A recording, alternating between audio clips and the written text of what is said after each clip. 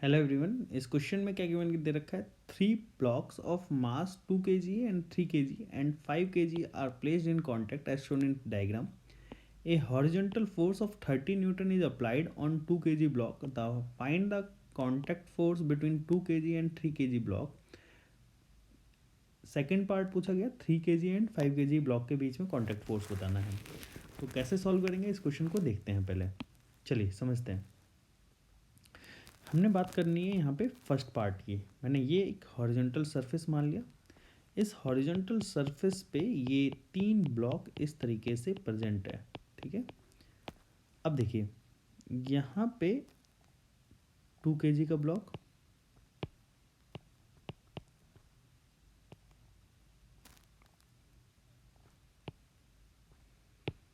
ये 3 kg का block,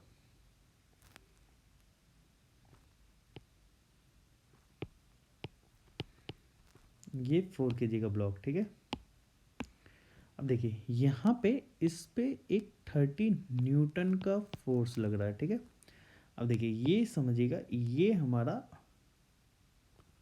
ठीक है, ये हमने पूरा सिस्टम मान लिया और इसका पूरे सिस्टम का एक्सेलरेशन ए मान लिया.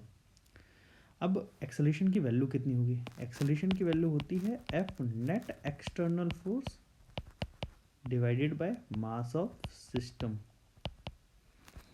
एक्सटर्नल फोर्स जो लग रहा है वो 30 न्यूटन लग रहा है, divided by mass of system. अगर देखें तो ये 4 kg, 3 kg और 2 kg, ये हो जाएगा 9, नहीं सॉरी ये 5 kg है. ये 5 kg की बन रखा है ना, एक मिनट, ये 5 kg दे रखा है तो यहाँ पर हो जाएगा, ये 5 kg की बन रखा है तो यहाँ पे ये हो जाएगा 10 kg. तो मास ऑफ सिस्टम 10 kg, तो एक्सेलरेशन कितना आ जाएगा 3 मीटर पर सेकेंड स्क्वायर. अब आप लोगों से बोला गया normal reaction between 2 kg, 3 kg and 5 kg. तो ठीक है, हम लोग सिस्टम को ब्रेक करते हैं. ये हमारे पास 2 kg का ब्लॉक, ठीक है, ये मैंने 3 kg का ब्लॉक ले लिया और ये हमारे पास, ये हमने 5 kg का ब्लॉक ले लिया. अब देखिए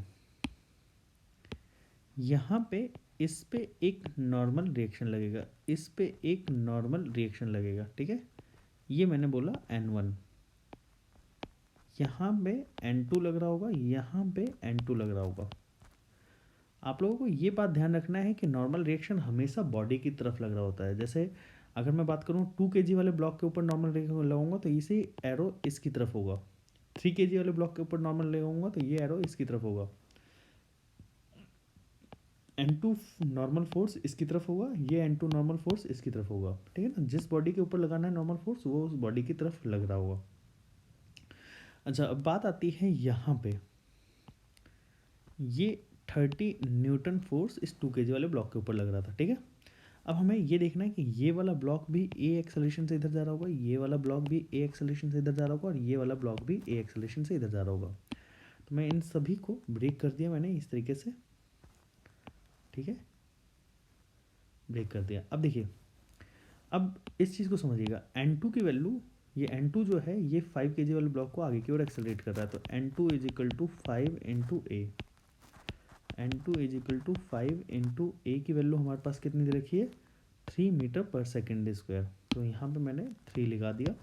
तो N2 की वैल्यू हो जाएगी यहाँ पे 15 न्यूटन. क्लियर. ऐसे ही अगर आप लोगों को N1 की वैल्यू फाइंड आउट करनी है तो आप इस इक्वेशन से फाइंड आउट कर सकते हो, इस इक्वेशन से फाइंड आउट कर सकते हो, आप किसी को भी फॉलो कर लीजिए. चलिए पहले मैं इस वाली इक्वेशन को फॉलो करके बताता हूँ. ठीक है. तो यहाँ पे अगर आप लोग ध्यान से देखें तो ये N1 इधर लग रहा है और 30 न्यूटन इधर लग रहा है. क्योंकि ब्लॉक इधर एक्सेलरेट कर रहा है ना, तो 30 न्यूटन वाला फोर्स ज़्यादा बड़ा होगा. तो मैं इक्वेशन क्या लिखूँगा, 30 minus N1 is equal to 2 into a. 30 minus N1 is equal to 2, a की वैल्यू कितनी है यहाँ पे 3.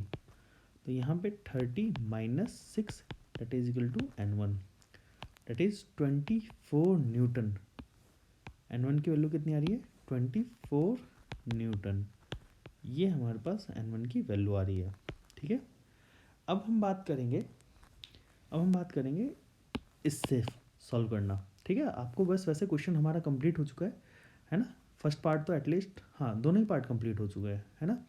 अब देखिए, अगर आप लोगों को इससे नहीं करना, आप इससे भी सॉल्व कर सकते हो। कैसे सॉल्व करेंगे, अब यहाँ देखते हैं। आपको ये देखना पड़ रहा है यहाँ पे n1 जो है वो ज़्यादा बड़ा होगा।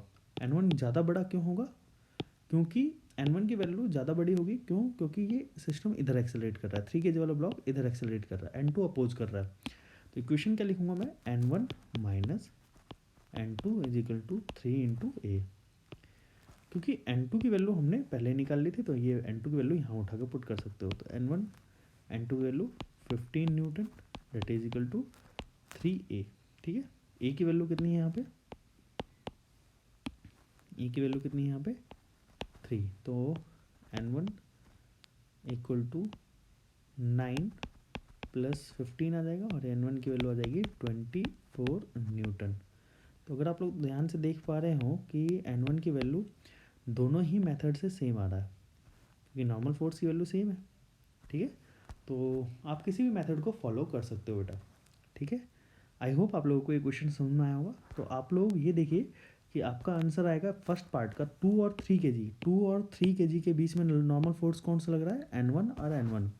तो normal reaction force n1 is the normal reaction force between 2 kg and 3 kg, है ना। और इसकी वैल्यू कितनी है, n1 की वैल्यू 24 न्यूटन। ऐसे ही n1 की जगह हम n2 बोलेंगे, this is the normal reaction force between 3 kg and 5 kg। उसकी वैल्यू कितनी है, 15 न्यूटन। आई होप आप लोगों को ये क्वेश्चन समझ में आया होगा। Thanks for watching this video. और ऐसे ही चैनल के, ऐसे ही वीडियो लेक्चर्स के अपडेट पाने के लिए मेरे चैनल को सब्सक्राइब ज़रूर करिएगा, और प्रेस